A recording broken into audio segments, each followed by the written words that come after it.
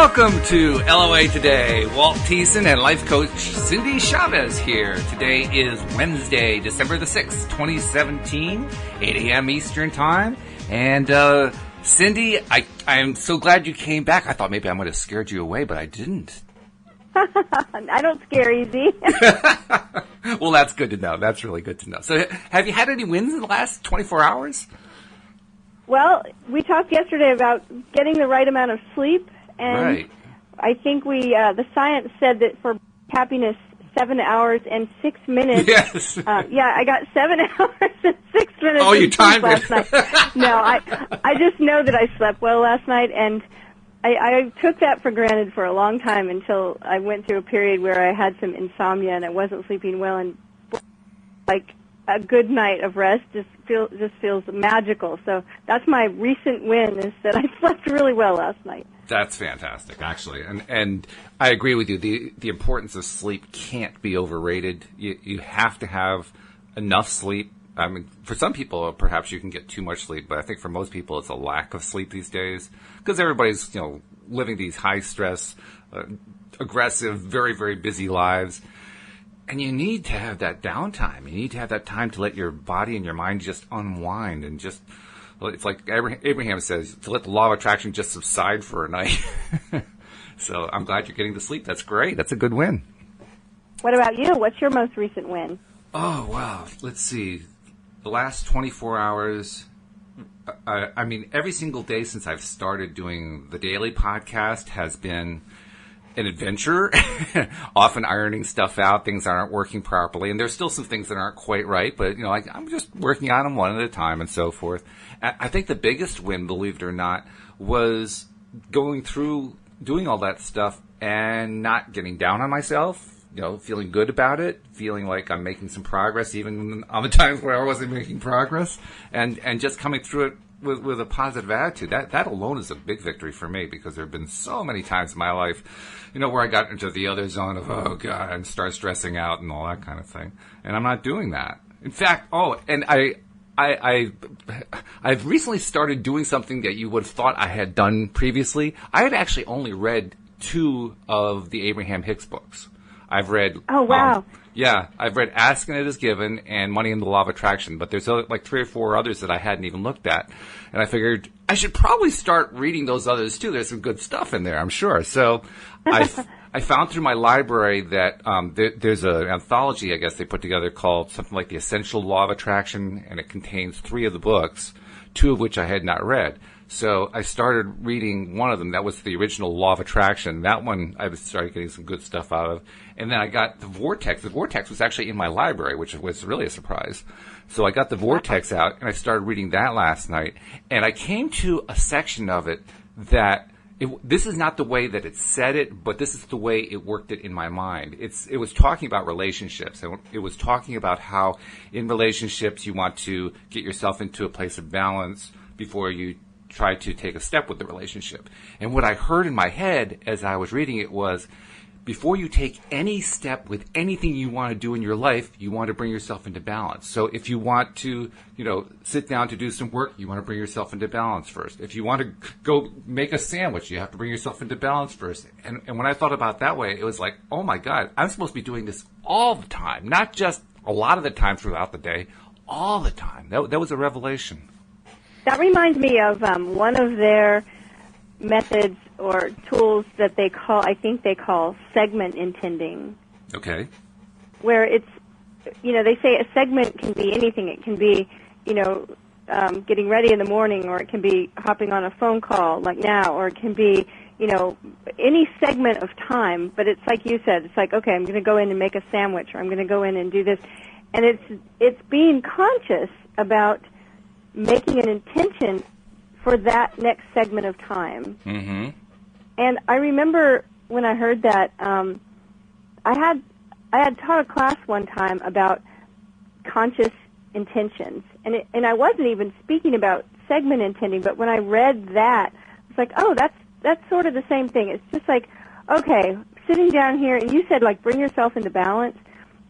Sitting down here, I'm going to pick up the phone. I'm going to take a deep breath, it's like grounding yourself, and then intend, okay, this is going to be a great call. It's like this conscious, it doesn't have to take a long time or be complicated. It's just being conscious about what your next step is and how you want it to turn out. And I had a member of the class say that changed her life more than anything. Like, she wrote me an email a few weeks after the class and said, I've been making conscious intentions just quickly for like everything, and it's changed my whole life.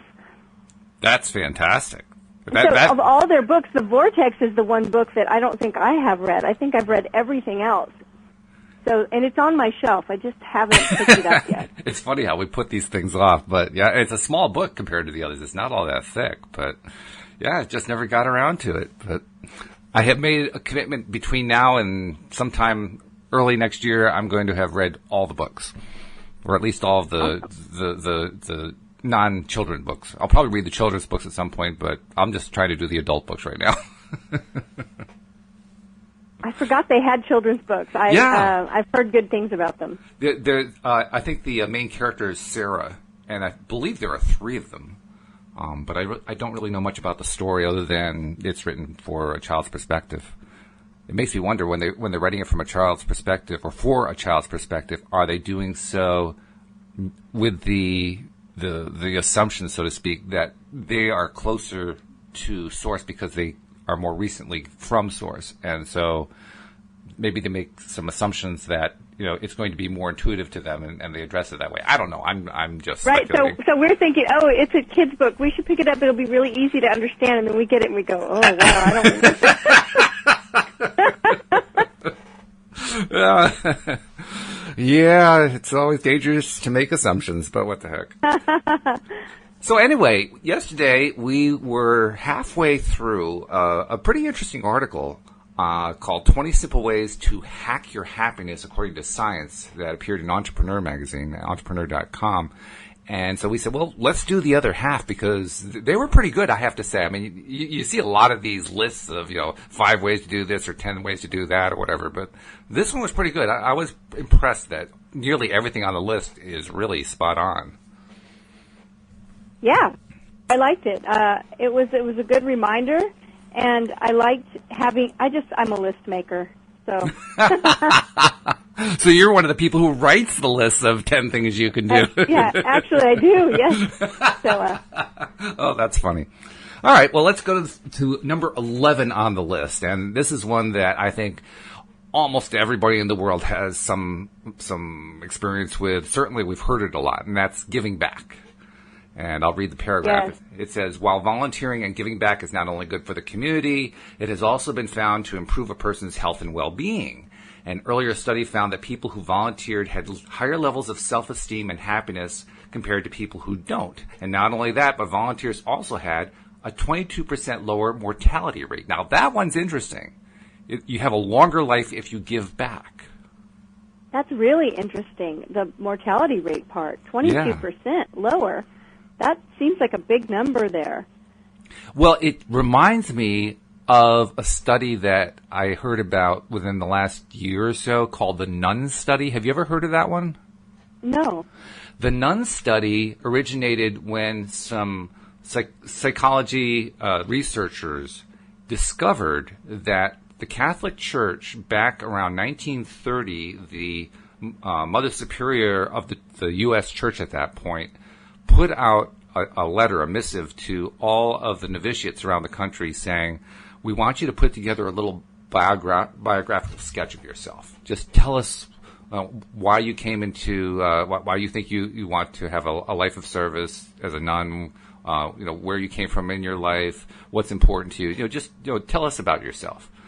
And a large proportion of them, of course, did that. And interestingly enough, most of them were saved and filed away over the years. So that when these researchers found out about it, they inquired with the church, could we get a look at them? And they got arrangements to look at the ones that were filed with 2 particular centers. I think one was in Maryland and the other one, maybe Colorado. I can't remember where they were exactly.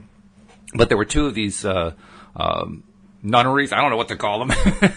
That, right, convents? Convents, that's good. two of these convents that had retained the records and that had a large number of them on hand, and they were willing to let the researchers look at them. So the researchers took them and they started, taking all the information and categorizing them and putting them into databases and all that kind of thing. And one of the things they did along the line was they took each of them and then they asked an independent reviewer, someone who knew nothing about the study or what they were trying to learn or anything, and just asked them, tell us, read this sketch and tell us what you think about this person in terms of how happy they are.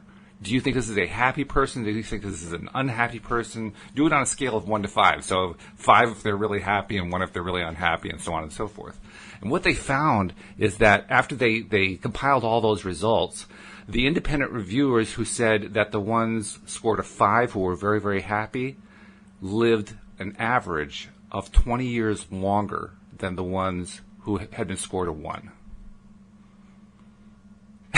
Because they tracked them over their lifetime. They knew what happened. They knew what happened with these nuns, and that was just one of many really interesting pieces of information that came out of it. So apparently, the attitude you have when you're in your 20s can directly impact your longevity. That part is interesting. That they did those kind of autobiographies early in their life, and then that proved out over time and affected their longevity and everything. That's amazing. It reminds me of a story that I heard, and I want to say this was in Japan, but it was like basically that the treatment for depression was volunteering. Really? That's interesting. It was like that's what they did with people who were very, very depressed is they, the prescription was to get out and start helping someone else. Interesting. Very interesting. So, yeah, there's a whole lot here that suggests that the attitude that we adopt, not just toward ourselves but toward others, actually impacts not only, it's not just our longevity, by the way. The nuns in that study who were rated by the independent viewers as being very happy not only lived longer, but when they checked the various things that were recorded about them and that they wrote about themselves over the years, they found they lived happier and richer lives.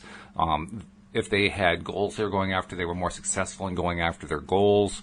If they, if you were looking at in terms of how often they got sick, they were much less likely to get sick later on. In their older years, they were much less likely to suffer from debilitating diseases. I mean, there was a whole range of stuff that was different compared to the group that was rated as being a relatively unhappy person. So it's not just one. It's not just mortality. It's a lot of things, and it's just astonishing how you. And the other good news too. There are other studies that have shown that you aren't tied down. Like if you were a pretty negative person when you were in your 20s, it doesn't mean you're doomed for the rest of your life. It turns out, because there was another study that was done. This was done by a woman who is on the faculty at Harvard University in the positive psychology department, and I can't remember what her name is. I think it may be Langer.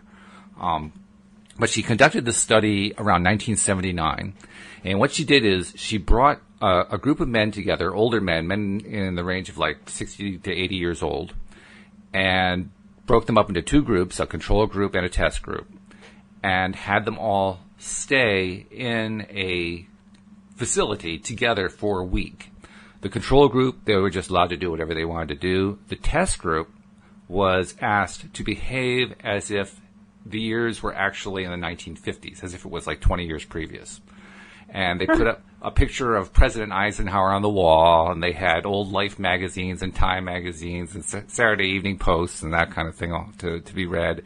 And each of the participants was given a name badge that had a picture of themselves when they were 20 years younger, and it listed their age when they were 20 years younger, and so on and so forth. So they were setting it up in every single way possible to make it seem like it was 20 years ago. And then they were asked to behave the way that they behaved 20 years ago. Now, before they did the survey, before they did this study, they did all kinds of, tests on, physical tests and medical tests and so forth, so they could have a range of data to check against. And then a week later, after the study was done, they took the same battery of tests again. And compared to the control group, what they found was that in almost every measure, the men in the test group tested as if they were younger. Independent observers said they were 3 to 4 years younger than what they had previously said they were a week ago. The ones who were in the test group were evaluated as having more strength. They actually were able to demonstrate more strength in the strength tests. The ones who had some sort of debilitating disease, they found their diseases had improved in some way. They were more healthy than they were before. And the most amazing one of all, their eyesight improved by 10%. Oh my goodness, that is fantastic. Can you That's believe really that? fantastic. Now, you also have to take it with a grain of salt because, of course, this flies in the face of most of what the whole psychological field has believed for the longest time. So this study has been routinely damned by the powers that be within psychology circles, and they reject it as, oh well, it's a one-off study, no one's ever replicated it, yada yada yada, all these reasons why the study is no good. But the study was still done, and it still produced those results. I just think the it's whole amazing. country will be willing to replicate it right now. I mean, wow, what a result! That's incredible. But it shows, even if you set yourself off to a bad start, you can turn it around and you can get good results. Absolutely. Oh, I totally believe that. But that's fantastic. It is fantastic. It also makes me wonder. It used to be like, now we've had a lot of advances over, say, the last 100 years in medical technology, medical knowledge. So looking back at, say, the 19th century is a little bit unfair because of all those advances. And yet, when you look back at the 19th century, the average lifespan was something like 48 years, 50 years, something like that. And now the average lifespan is something like 78 or 80 or somewhere around there. I'm not sure exactly where it is right now. But the point is, it's significantly longer. So what changed? Yeah. Well, part of it is that medical advances have changed. Sanitary conditions have changed dramatically. There are a number of things that have changed, but I wonder how much of that had to do with changes in mentality, in mental health and mental outlook. Yeah, that's interesting. I don't know what the answer is to that one. I'm just speculating. Anyway, number 12. This is cute. Get a puppy. Oh, get a puppy. I started to say, notice it doesn't say get a cat, but it actually does. It actually does, yeah. You want to read it? Go ahead and read it. People are often advised to get a puppy or a kitten if they're feeling down or lonely, and research only goes to support this. Pets help to provide social support to people, raising their self-esteem, making them more outgoing, and even helping them create healthier relationships with human beings. I've heard it helps people with their blood pressure to have a pet. I mean, I have a friend that rescues dogs and has had some dogs that she's taken to places where people were convalescing or recovering, and it helps them. It brings their mood up. It helps their blood pressure. Not just puppies and kittens, by the way. Dogs and cats, fully grown adult dogs and cats, same deal. Oh yeah, hers were fully grown dogs, I think. So, yeah, get a puppy. I don't have any pets at this moment, and we lost our dear little Yuki about 2 years ago. She was a little Maltese that has someday I'll tell you the story of how she came to be because it's amazing. But we're still in the phase of, do we really want to get another puppy? I'm not quite ready yet because, getting a puppy is kind of like having a brand new baby. Yeah, that's true. A lot of work, but they definitely bring a lot of joy into your life. And it says get a puppy or a kitten. I would also advise get an adult cat or adult dog because they're the ones who are harder to adopt. Yes. In the case of my wife and I, we didn't actually go out of our way to adopt our two cats. They found us. They were abandoned by people who had lived across the street from where we lived in Virginia when those people were evicted from their home. And we didn't know that. We found out about it we assume it was about a month later. We're not 100% sure, but based on conversations we had with the new neighbor who moved in and so forth, we kind of pieced together that was likely when they moved out. So they'd been on their own for about a month outside, and fortunately it was summer. So, while they were hungry, they weren't, freezing to death. But the point is that one of the cats, who we ended up calling Joy, came to our property, came across the street, and was kind of poking his nose and seeing, can I find any nice people over here? And mine came to me the same way, so that's interesting. Oh, okay. All right, yeah. And Harmony was the other one. She was the one that almost broke my heart, because you can see how she might be described as the runt of the litter. She was small. She was really thin. She was rail thin. And she had a deformed paw. We believe now it's congenitally deformed, but at the time I thought it was broken, and I was ready to kill the owner who had abandoned her. But it turns out I think it's just congenital. She has an awkward way of walking as a result of it. But you could tell how it would affect her ability to survive on her own in the wild. And there was nothing to her. Today, she's a fat cat, but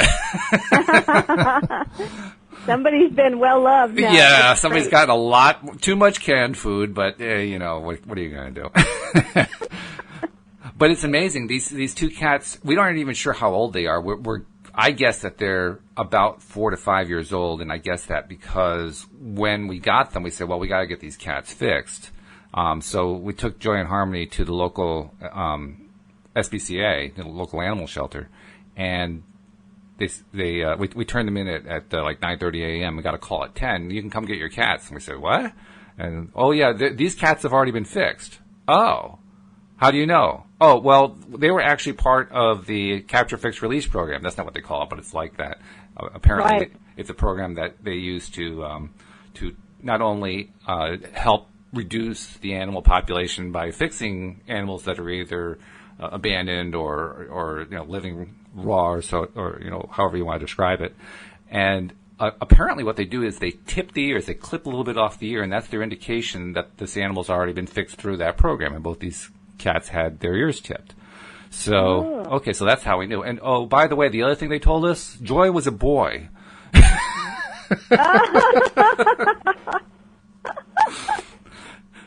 That's great. And I'm the one who decided, let's keep calling him Joy, because he really is joy. He is a joyful cat. He's almost joyful to his own detriment sometimes, and to our detriment. Like, for instance, he'll climb up on the coffee table to get attention, and in order to get that attention, he'll be thrashing all over the place, and stuff's flying onto the floor and so forth. So, his joyfulness can be a little bit damaging at times, but he is just an enthusiastic cat. He's the ambassador to the neighborhood. We live in an apartment complex, and everybody who lives around us knows who Joy is, because he comes up and introduces himself to all of them. So, he's a joyful cat. He's got to be Joy. Even though he's male, he's got to be Joy. Well, see, that was supposed to be the name, and so you had to be kept from that little secret until you gave him the appropriate name. So, Joy and Harmony. But yeah, having two cats come into our lives, especially since we weren't really expecting to have them, has been enormously good. And we've both had cats in the past, so it's not like it was a new experience to have cats. But, there are so many different ways that they just pick you up during the day, just by being who they are. Yeah, that's a good lesson to us, is that they don't try to be anything they're not. That's true. Yeah, that's really true. So yeah, get a cat, get a puppy, get a dog, get a kitten. It pays off. It's worth it. And yeah, you have to take care of them, but it's worth it. It's still worth it. It's worth it. I agree. It's worth it. Number 13, this is one of my favorites, because I do this one a lot, and it really helps me a lot. Listen to music. And the only thing I would qualify it is, of course, they actually say so here. You can't just play any old songs. They say you want to play upbeat music. I would add to that, play upbeat music that has nice lyrics, or at least not nasty lyrics. Because there are some upbeat tunes that have some really, kind of lyrics. You got to have the good lyrics to go with the music, because if you have both, that is incredibly powerful. At least it is for me. I don't know about you, and I don't know about others, but I actually have a playlist of positive songs that I've loved over the years that had a very positive feel to them. They were upbeat, they had nice, pleasant melodies and so forth. Currently, it's about 35 on the list, but I want to add to it over time. But anyway, I have it on my iPhone, and I play it with headphones as I do my daily walks. So as I'm out there, I'm walking and I'm feeling the music, and I'm hearing it, and I'm hearing these positive lyrics, and it's amazing. After like 20 minutes of this, I get this silly smile on my face that I don't even know I'm wearing. I love that. Well, it definitely, music feeds our soul. It does. And, the other thing about music, like lyrics, is that words and music are different parts of the brain affected, right? So right. It's the reason why advertisers make jingles. Oh, yeah. It's because it gets in there. And so we can use that, the knowledge that when we're listening to music, we're using both sides of our brain, so that's brain power there. Mm-hmm. And if we're careful to choose lyrics that are, life-affirming, and that in, it's a great way to bring our mood up and to hack our happiness. Oh, in a huge way. The thing that truly amazed me, I mean, I've always been musically oriented. My best sense is my auditory sense. I was a musician. You and I talked about that before we started the show today. But music has a tremendous impact on my nervous system. And I've often wondered if it has just as much of an impact on other people's nervous systems. Because if it does, man, I don't know of anything that works better than hearing good music that has nice lyrics, or if it's just music alone, just nice music, pleasant melodies, and so forth. I don't know of anything that does more positive stuff for the nervous system than music. So talk about that. What do you recognize when you're listening to it? What do I recognize? All I can say is my mood lifts. I mean, excuse me. When I first started exploring the law of attraction, I had a lot of difficulty shifting my mood. You know how Abraham talks about going for one step better and feel, just reach up for one more step and so forth. I had a lot of trouble doing that. So it's taken me quite some time to learn how to do that deliberately. But with music, I mean, if it's a 10-step scale from depressed to exhilarating happiness, instead of going for one step, just by listening, I'll go up 4 or 5. That's how powerful it is. It just shoots me up the scale. And I don't have any other activity that I can think of that does that as dramatically as music does. So, I mean, that gives you an idea of how strongly music affects me. I think I feel anyway, like that must be true for most people. I remember being in coaching school, and we would all be together, and then you're in a chair and you're listening to a lecture, and even if it's really exciting, it's still in an hour everybody needs to get up and stretch and move around. We used to call it an energy break, just to get up and move around. And one of the instructors would always flip on this playlist, and my gut instinct is that it's similar to your playlist, right? We were all there getting certified to be coaches, so we're listening to upbeat music that's got a happy vibe to it. And the effect on everyone would be almost instantaneous. It's like, 30 seconds in, people are dancing and smiling, and it just happens so fast all the time. And I noticed that with myself. And I think that I don't listen to music enough, and that's really weird for me to say because for years I was a singer-songwriter, and I love music, but sometimes I get in this place where I really also enjoy a very quiet house, and I recognize that I need to be more conscious about music, more making sure that I probably need to build a playlist like yours, more intentional about putting the music on because it definitely lifts my vibe. Absolutely. As you were saying that, it occurred to me, I'm also, like you, I like a quiet house. Like, especially if I'm doing some work, I don't really like to have music in the background. It's too distracting for me. And so I've always appreciated having a quiet room, a quiet house. But I'm also beginning to wonder, just like this kind of cued in my mind while you were saying that, is it possible that wanting that quiet environment so often has more to do with wanting to stay in the comfort zone and not expand oneself? Possibly. Yeah. I don't know if it's true, but it just occurred to me in the middle of what you were saying. So now I've got to pay attention and say, okay, let's be honest with myself. Next time I'm wanting that quiet, what am I wanting it for? It's going to be interesting to see what my answer is. No, it's a good question. I mean, the thing is that we do like to be in the comfort zone. And the comfort zone, I think, is not correctly named because sometimes our comfort zones are not comfortable. They're just familiar.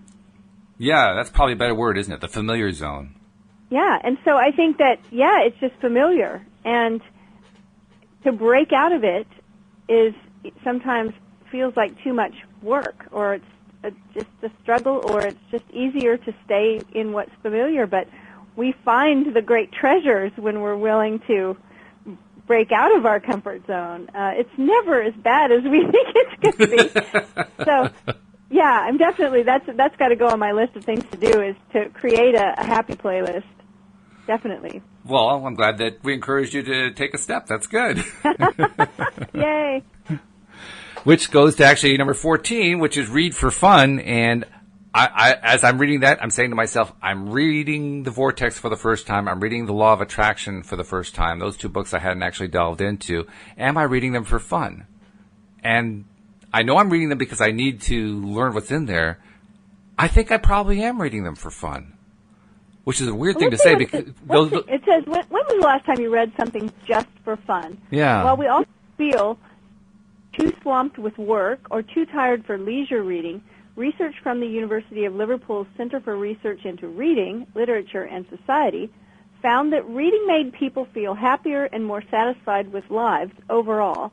And it's also been found to be a great stress reducer, too. This is interesting. Reading for fun. When I think of reading for fun, it's got a twist to it because I love to read, and when I'm reading a Law of Attraction book, or I'm reading a positive psychology book, or I'm reading a book on, anything metaphysical or even esoteric, in my mind, it's in the work category. I have fun with what I do. It's still not in the category of something I read for leisure. I think that's a better word. That's exactly what I was thinking. I mean, as I was thinking about the fact that I've been reading that stuff, I was asking myself, okay, I know this is normally work, because it is. I mean, the books are pretty dense. And if you look at them on the surface, it looks like they're just repeating themselves over and over again. You have to read really carefully to realize, they're actually giving you a lot of nuances in here as you go through this. So right. it takes work to read it. And so my initial reaction would have been just like yours. This is work. This is not leisure. But I also have to say, yesterday when I was reading the first few pages of The Vortex, compared to what we've been doing previously, we've been watching some television show, I got a huge lift out of it. Mm-hmm. Now, maybe it was the contrast. It's definitely a vibe lifter, yeah. I mean, maybe it was the contrast because of the junk that's on TV, but I mean, it was a big shift in my perception of how things were going, so to speak. So, yeah, I was working on it, but it also seemed, relatively speaking, that it was fun. And that's why I was hesitating. Is it fun? I think so. I'm not sure.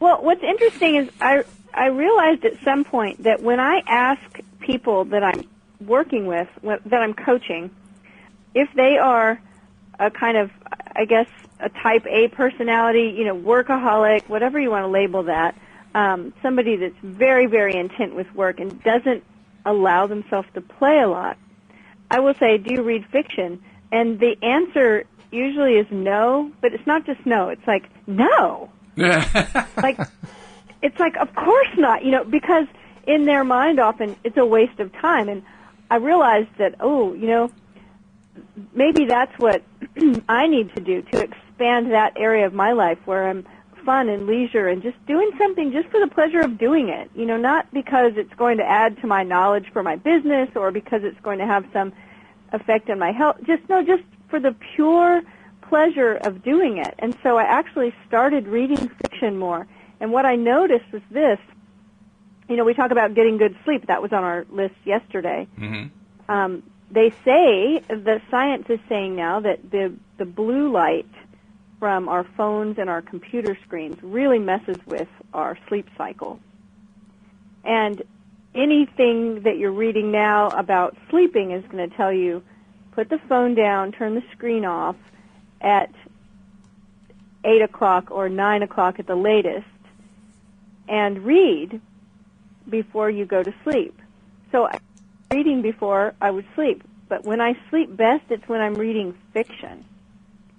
And I think it's because when I'm reading something that in some way I can work into, knowledge for what I do, my brain is in that kind of work mode, like memorizing it and like really taking it in. It's a totally different experience than when I'm just reading a book for the fun of it.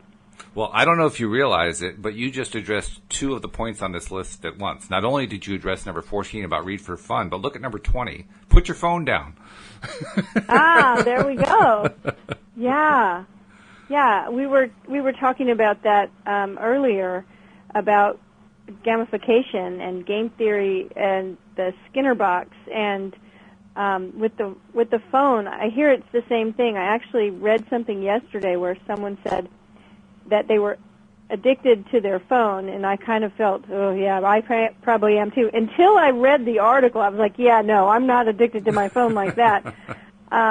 This was somebody that just pretty much had let their whole life pass them by because they just staring at the phone all the time. Right. But how they broke the addiction was that they went into their settings and they changed their phone to grayscale.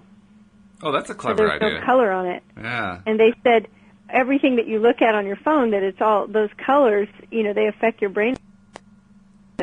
If we only knew how powerful our minds were, we would just be walking on water. Yeah. Well, we're learning. But we are. Yeah, I have to say I'm not addicted to my phone because, first of all, I don't always have the most up-to-date, latest phone. I could care less about that. And secondly, I use my phone just, to reference. If I were to add up the amount of time I spend on my phone every day, it's probably about 15 minutes. It's not that much at all. That's great. Because I just don't want to. There's nothing there that really attracts me. So I'm always fascinated by the people who are addicted to it. It's not in my way. Like I said, when I read that article, I was like, oh, no, I don't have this problem. Yeah, I think it really does apply to people who have their nose buried in their phone all the time. But really, I mean, addiction to me is an interesting topic, and it's something that I find to be really applicable to understanding more about the law of attraction and this whole idea of positive psychology. Because I really believe that addiction is another way of saying being stuck. And whenever we're dealing with something like we're trying to attract something into our lives and it's not coming, and that's because we're kind of stuck in that resistance mode, that's another form of addiction from my perspective. What do you think? Does that match your idea, or do you have a different definition? Well, my simple definition of addiction is anything that we go ahead and do even though we know it's not good for us. Okay.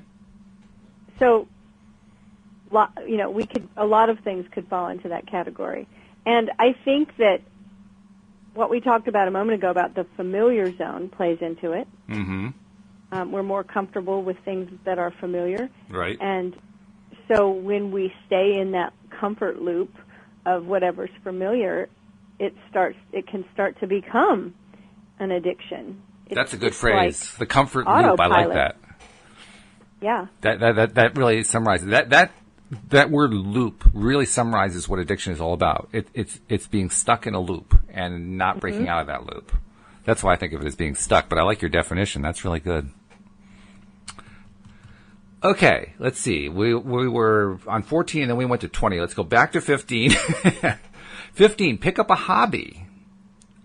I have a hobby. You know what my new hobby is? What is it? Doing a daily podcast, twice a day. As opposed to your old hobby of doing the podcast once a day? Well, actually, once a week. Once a week? So it's gone from once a week to once a day to twice a day. Yeah, within the course of about 3 weeks. That's momentum. By some people's perspective, it's insane. Well, we'll see. When I was reaching out to people like you, I decided I was going to reach out to life coaches because you guys always know law of attraction really well. And also because I knew that when I reached out to them, I would get a higher level of interest and reaching back to show interest. And sure enough, that's what happened. I'd say of the people I reached out to, probably half got back to me. One of the persons who got back to me, actually more than half got back to me. A couple couldn't do it, but a lot of them got back to me. One of the people who got back to me said, "Wow, that's so much work doing 2 podcasts a day. How do you do it?" And I wasn't seeing it that way at all. For me, this is just fun. So I guess it proves that a hobby is what's fun. It doesn't matter how much you're doing it. It's whether or not you're enjoying it. Right. I used to do something. It wasn't, I guess it might have started as a hobby, but my whole life I have always done different kinds of needlework. And at some point, 25 years ago or so, I haven't done it in a while, but I was beading wedding dresses. Oh, my. And so I loved it. It was very meditative for me, and I would literally sew thousands of beads on a wedding dress, one by one. And I remember my best friend telling me she would go insane. She said, "Oh, I don't know how you do that. I would go insane if I had to do that for 15 minutes, and you do it for 3 hours." And so, one thing turns somebody on, and the other person, they're like, "Oh, couldn't do it for 5 minutes." And that's true. So it is true. It's not for them to do a podcast twice a day, obviously. No, obviously not. No, not a good fit there. It reminds me of my wife when my wife for a number of years did trash to treasure. Go to the yard sales and find stuff and turn the stuff into something new and turn around and sell it, that kind of thing. And she is not a person who likes to get up early in the morning. You couldn't get her up early enough on a Saturday when it was time for the tag sales. Right. It used to be getting up at like 7 or 8 was drudgery, but for the tag sales, it was 5. And then without an alarm clock, it was like, boom, I'm out the door. See you later on. Wow. Now, here's what I think is interesting about this number 15, pick up a hobby, is that it says picking up a hobby and feeling like you're spending your time valuably has been shown to significantly boost happiness. Studies show that picking up a hobby and pursuing a passion can actually add 8 hours of joy to a person's week. It gets their mind to stop thinking about stressful things like work, money, or strained relationships, and instead focus on something that helps them feel fulfilled. Mm-hmm. Yeah, 8 hours of joy, that's a lot. Yeah, that's the part that hit me. I was like, 8 hours of joy to a person's week. I thought, well, that's interesting. We talked yesterday about buying time. Mm-hmm. Buying some time by hiring, domestic help, by getting takeout, by going to a restaurant, not having to cook, buying some time. And this, it's like adding 8 hours of joy, because we're talking about law of attraction. So we know that joy is at the top of the emotional scale. Right. Right? And it's like, I use a system called energy leadership in my work, and it also has an emotional scale. And it's very similar to the law of attraction, the Esther Hicks scale that you'll find in the law of attraction and the Abraham Hicks books. Okay. Very similar. Now, here's the thing. At the bottom of the scale, when we're in despair and depression, we don't create a whole lot of things consciously. True. We're stuck in that. We're still always creating, right? We all create our own reality, but most of us don't do it consciously. Mm-hmm. And so when we're in that place, we're in a victim energy type of place where everything happens to us. Yeah. And we've all been there. Anytime we're in a situation where we're like, oh, this is terrible, this is not going to get any better, I don't know what I'm going to do, that's where we're down there at the bottom, right? Yeah. As we move up that scale, conscious creating and letting in the good things into our life, it gets easier. So with joy at the top of that scale, that's sort of what we're all aiming for if we're conscious creators and we're trying to apply the law of attraction in a conscious way where we can make what we want out of our life. We're all kind of aiming for joy. And here's a way that this scientific article is telling us. Here's how to add 8 hours of joy to your week. Yeah, right. Yeah. It's telling you, here's how to zoom to the top quickly. Right? So I'm like, wow, okay. That's pretty awesome. Now, Picking up a hobby. I've really ramped up my hobby, like I said, going from once a week to like 11 times a week. So does that mean I get 88 hours of joy out of this? I don't know, but I know you're getting the minimum RDA of joy probably at this point. I have to say, I can't imagine the government issuing an RDA on joy and happiness. That's just...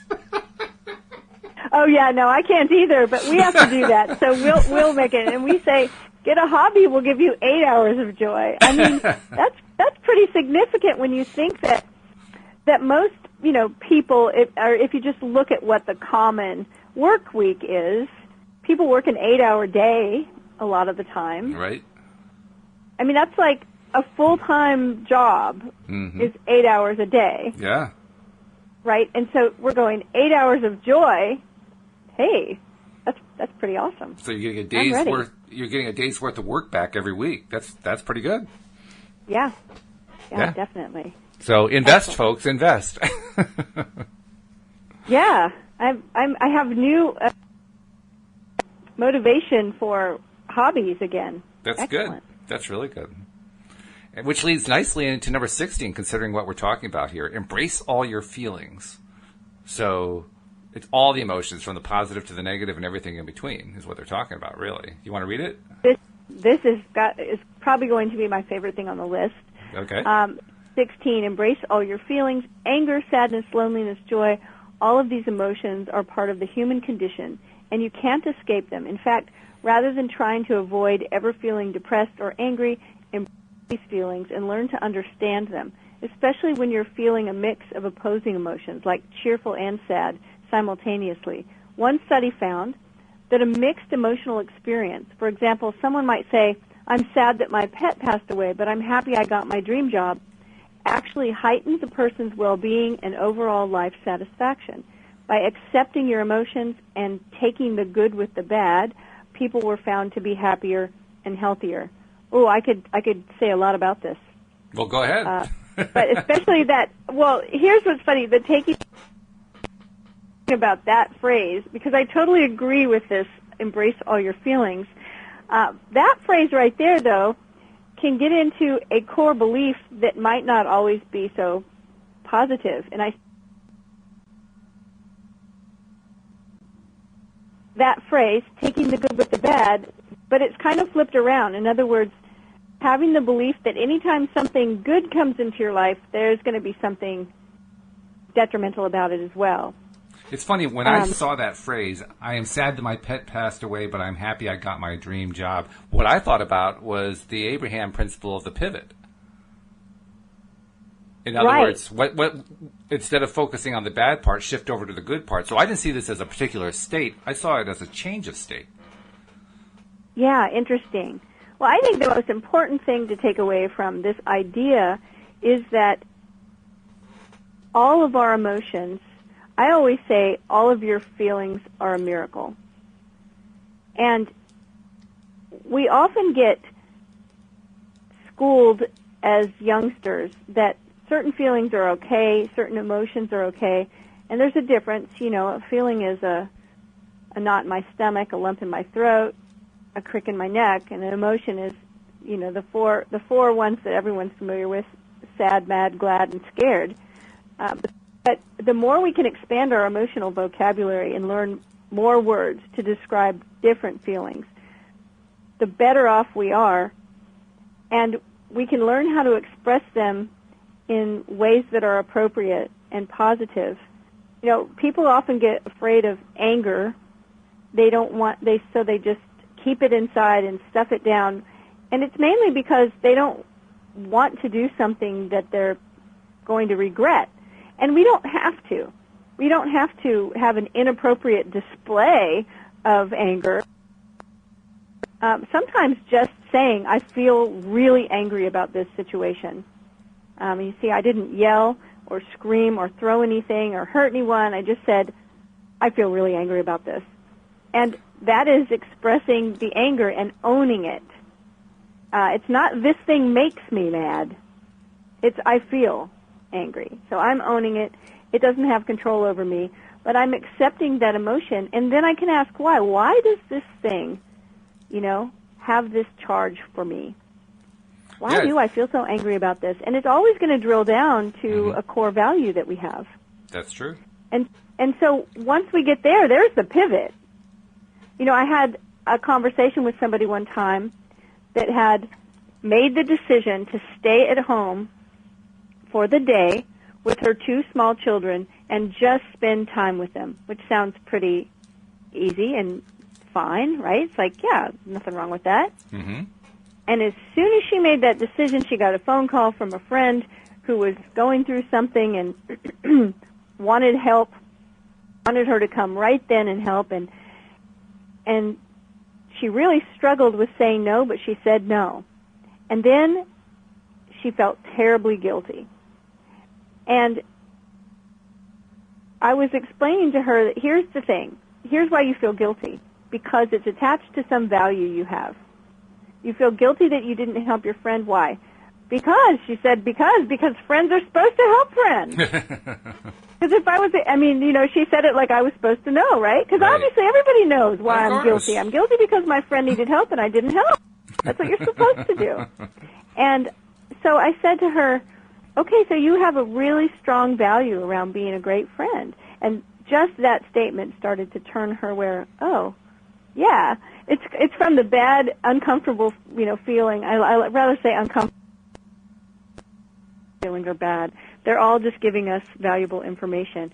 But it's that pivot from, feeling guilty or angry or frustrated to recognizing why and recognizing that, oh, I just have a really strong value around this. Okay, so how can you stay home with your 2 little children today and also value and honor your value of being a great friend? There's always a way. Yeah. There's always a way to still honor the value and also, do the thing you want to do. Right. And so I think that because I talk to so many people, I talked to someone once and said, when's the last time you got angry? Oh, I don't get angry. Yeah. So look, we all have things that happen or things we experience that actually really should give us. And when we find it and we're okay with it, we recognize it's just human emotion. Like this article says, it's just part of the human condition. We can't escape that.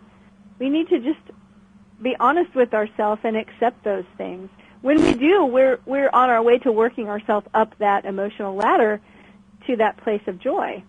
Yeah, to me, the real question is, when you're feeling the negative emotions, do you want to stay there? If you want to stay there, then that's going to be pretty easy. If you want to move away from them, doesn't mean you have to reject them as something terrible. It means you need to get them out so you can release them, because releasing is really what we're trying to do here. We're trying to release this anger and get it out, release the sadness, release the loneliness, release the despair, the depression, and so forth, so we can move to the area of the range that we want to be in. And you can't get there until you release it. But if you're going to just keep taking steps that keep you there, well, more power to you. But it's not what I would pick. Well, it's interesting because the word emotion, I always look at it as the E is for energy. It's energy in motion. And emotions often require, like you said, movement, a release. So sadness often requires tears. What's interesting about crying is that there are certain chemicals in the body, brain chemicals, body chemicals, that need to be detoxed from our body. And the only way they can detox from our body is through tears. Oh, that's interesting. I didn't know that. Yeah. And so all of our emotions are really useful. We just have to, learn how to allow them to move. Mm-hmm. And once they do, they move through, and we release them, and they can go. But you're right, holding on to them, I don't know, that's not usually what people want to do. A lot of times people resist, like you said, like, no, I'm not going to feel this, I'm going to shut it down. And what do we know about resistance in the whole idea of law of attraction? It's that it's not that we're really just looking for non-resistance, because as soon as we're non-resistant, that's when everything starts to move for us. So resistance shows up in two different ways. It does. It shows up as attachment, and it shows up as aversion. Mm-hmm. And I always say that's the yes, yes, and the no, no, right? Attachment, it's like, yes, yes, I have to have this. I have to work out this way, this thing. I have to get this job, or I have to be with this person. I want this to happen. Yes, yes, yes. And then there's the no, no, no, I don't want that. Oh, get that away from me. No, no, no. But they're both resistance. It almost seems like when you're in that resistant frame of mind that you don't really want to change. That's the way it appears to somebody else. You just want to stay there, which isn't necessarily what's going through your mind. But how often do we say, I want to feel better, and then we spend the next 10 minutes talking about all the things that make us feel worse? That's exactly right. That's exactly right. It's that familiar zone again. Yep. It's a story that we've told so many times that we can just tell it in our sleep now. And so we're on autopilot, and we're going to tell that story again. And that's why changing the story is so important, right? It is. We've got about 4 minutes left, and we want to leave a little time for a couple of announcements. So let's see if we can zoom through these last three. I don't know if we can do it or not, but let's try. We covered 20 already. We did cover 20, so we've got 17, 18, and 19. So 17 is smile, which I have to say is an excellent thing to do. It actually does work. Even if you force yourself into a smile, you actually get a little jolt of hormone that kicks into your system, the feel-good type hormone. And it actually does give you that little boost. It's not necessarily a huge one, but if just pushing yourself to smile for a few seconds actually gives you a little boost of hormone that makes you feel better. So it's a nice little trick if you're feeling in a bad place. Start with pushing yourself into a smile and then take another step of some kind. That's awesome, because just the process of smiling starts the brain chemistry of feeling better, Yep. And that can be like the beginning of that feeling better. Absolutely, and it's a physical process. It's not just metaphysical. It's definitely physical. It really does happen. So 18 is something that always brings a smile to my face. Flowers. Like I have right now in the house, probably 4 dozen roses in the house. Do you really? Yeah. Flowers are on the shopping list, like milk and, no, I don't even drink milk, but I was going to say milk and bread, and I don't eat either one of those things. But they're on the shopping list like just staples. So the house is full of flowers. So, I guess you could always eat the flowers. Yeah. No, I'm kidding. What did you say? Don't eat the flowers? No, I said you could always eat the flowers because you didn't buy the milk and the bread. So. So I love this, though. One study found that the presence of flowers has an immediate impact on a person's happiness and long-term effects, too, with people reportedly feeling less anxious, less depressed, less agitated. Wow, I didn't even know that. I guess that's why I like flowers. Yay. All I know is that when I buy my wife flowers, she smiles and feels better, and so that's my evidence. I don't have to read the medical evidence. Yeah, me either. I just know I love them. And then finally, this is one I've only tried once. You tell me, maybe you're more of a practitioner. It says practice yoga. Yes, practice yoga. I have to get my yoga mat back out. I practiced yoga probably at least 4 times a week for about 20 years. Wow.